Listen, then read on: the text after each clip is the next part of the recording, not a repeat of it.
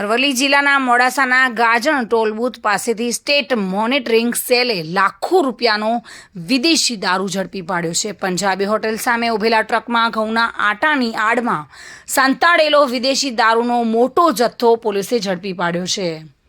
શામળાજી તરફથી આવતી ટ્રકની તપાસ લેતા દારૂ લાખો રૂપિયાનો હોવાનું માલુમ પડતા ચેકિંગ હાથ ધરવામાં આવ્યું હતું અને ત્યારે આ ટ્રકમાંથી લાખો રૂપિયાનો વિદેશી દારૂ ઝડપાયો હતો.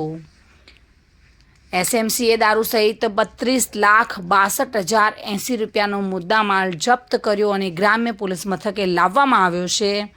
એસએમસીએ 2 લોકોની ધરપકડ પણ કરી છે અને પૂછપરછ કરી કાર્યવાહી હાથ ધરી છે.